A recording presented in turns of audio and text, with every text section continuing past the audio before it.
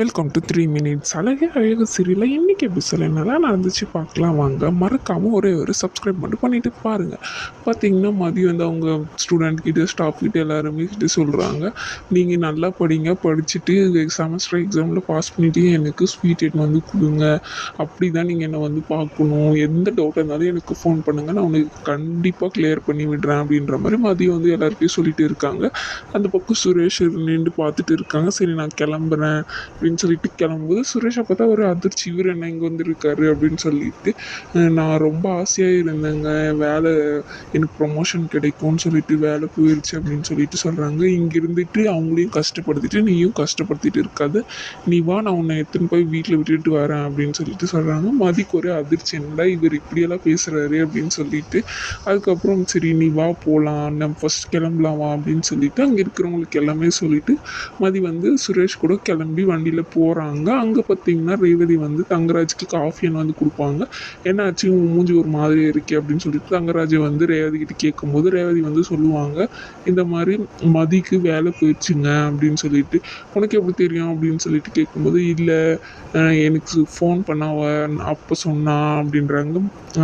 சரி ஐயோ பாவமே நல்ல பொண்ணாச்சு அப்படின்னு சொல்லிட்டு தெரியாத மாதிரி நடிக்கிறாரு, ஏன்னா இவரால் தான் வேலையே போச்சு, ஆனால் இவர் கண்டிப்பாக அந்த பொண்ணுக்கு வேறு வேலை கிடைக்கும் அப்படின்னு சொல்லிட்டு இவர் வந்து சொல்கிறாரு. சரி சுரேஷ்க்கு ஃபோன் பண்ணுவோம் அப்படின்னு சொல்லிட்டு சுரேஷ் ஃபோன் பண்ணும்போது எடுக்கிறாரு.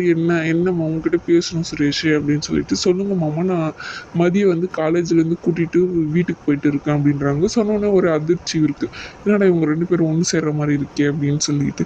சரி சரி நீ அப்புறமா பொண்ணு அப்படின்னு சொல்லிட்டு அவங்க வச்சிடுறாங்க. மதி வேலை போயிருச்சாமே அப்படின்னு சொல்லிட்டு, ஆமாம் அவ்வளோதான் கூட்டிகிட்டு போய் வீட்டில் விடுறேன் அப்படின்னு சொல்லிட்டு சொல்கிறாங்க. சரின்னு சொல்லிட்டு இவரும் வச்சிடுறாரு. அவங்க இனிமேல் மதி வீட்டு வேலையெல்லாம் செய்யணும் அப்படின்னு சொல்லிட்டு ரேவதி வந்து சொல்கிறாங்க. என் அப்பா அம்மா சும்மாவே வளரணியா எவ்வளோ வேலை வாங்குறாங்க, இனிமேல் அதை பண்ணு இதை பண்ணுன்னு சொல்லிட்டு அவளை போட்டு டார்ச்சர் பண்ணுவாங்க அப்படின்னு சொல்லிட்டு சொல்கிறாங்க. என்ன நீ உன் அப்பா அம்மா பற்றியே தப்பாக பேசுகிற அப்படின்றாங்க. இது எங்கள் அப்பா அம்மா தான், ஆனால் அவங்க பண்ணுறது தப்பு தான், நான் உண்மையை தானே சொல்கிறேன் அப்படின்னு சொல்லிட்டு ரேவதி வந்து சொல்கிறாங்க. சரி நான் தான் இனிமேல் அப்படி இருந்தானே அப்படின்னு சொல்லிட்டு சொல்லுவாங்க. உண்மை உனக்கு கிடைச்ச மாமியார் மாதிரி அவங்களுக்கு கிடைக்கல, ஆமாம் அப்படின்னு சொல்லிட்டு மனசுக்குள்ளே திட்டுவாங்க. அப்புறம் பார்த்தீங்கன்னா இந்த பக்கம் ஒரு பாக்கியராஜ் வந்து வீட்டுக்கு வந்துடுவார். என்னடா ஆச்சு, ஏன் இவ்வளோ சீக்கிரம் வீட்டுக்கு வந்துட்டேன் அப்படின்னு சொல்லிட்டு கேட்குறாங்க. இல்லை இங்கே கிளைண்ட் மீட்டிங் பக்கத்தில் இருந்துச்சு, அது லேட்டாக முடியும்னு பார்த்தேன், கொஞ்சம் சீக்கிரமாகவே முடிஞ்சிருச்சு, அதனால தான் வீட்டுக்கு வந்துட்டேன் அப்படின்னு சொல்கிறாங்க.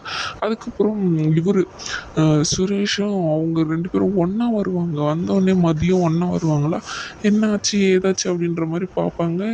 இவளுக்கு வேலை போயிடுச்சு, அதனால தான் நான் காலேஜுக்கு போய் கூட்டிகிட்டு வந்தேன் அப்படின்னு சொல்லிட்டு சொல்லும்போது லட்சுமி இருந்துச்சு, ஓ காலேஜுக்கு போய் கூட்டின்னு வர அளவுக்கு ஆயிடுச்சா அப்படின்றாங்க. ஏதோ ஒன்று நீங்கள் ரெண்டு பேரும் நல்லா இருந்தால் சரி அப்படின்னு சொல்லிட்டு சொல்லுவாங்க.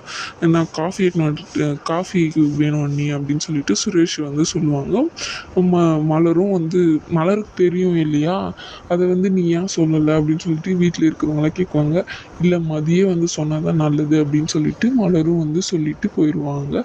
அதுக்கப்புறம் பின்னாடியே லட்சுமி போய் அதுக்கு முன்னாடி பார்த்தீங்கன்னா இவர் வந்து சொல்லுவார், பாக்கியராஜோட அப்பா வந்து சொல்லுவார், அவர் அப்படிலாம் பேசுவார் நான் நினச்சி கூட பார்க்கலைங்க, சரி விடு இந்த வேலை இல்லைன்னா நீ கவர்மெண்ட் வேலைக்கு ட்ரை பண்ணு அப்படின்னு சொல்லிட்டு சொல்லுவாங்க. பாக்கியராஜும் நீ நல்லா படிச்சிருக்கப்போ உனக்கு நல்ல வேலை கிடைக்கும் அப்படின்னு சொல்லிட்டு சொல்கிறாங்க. சரி நான் உள்ளே போகிறேன் அப்படின்னு சொல்லிட்டு மதியம் வந்து போயிடுவாங்க.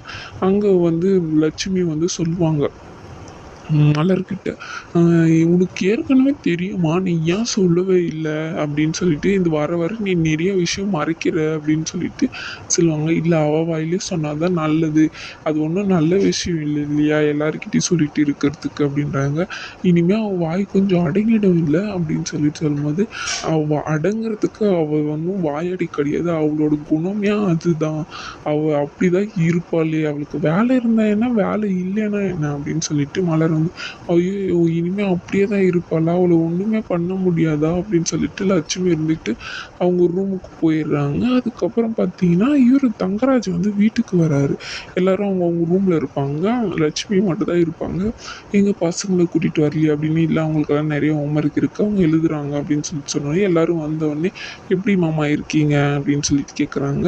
நல்லா இருக்கேன்ப்பா அப்படின்னு சொல்லிட்டு சொல்கிறாங்க. லட்சுமி இருந்துக்கிட்டு போலீஸ் ஸ்டேஷன் போய் வந்ததுலேருந்தே அவர் ஒரு மாதிரியாக தான் இருக்காரு, நீங்கள் வரலன்னா நாங்கள் என்ன பண்ணியிருப்போன்னு தெரியல மாப்பிள்ள அப்படின்றாங்க. அது போய் என்ன அத்தை, உங்களுக்காக தானே நாங்களே இருக்கோம்ல அப்படின்னு சொல்லிட்டு அவங்க வந்து சொல்கிறாங்க. என்ன சுரேஷ் வேலைக்கு போலியா, என்ன ஆச்சு அப்படின்னு சொல்லிட்டு.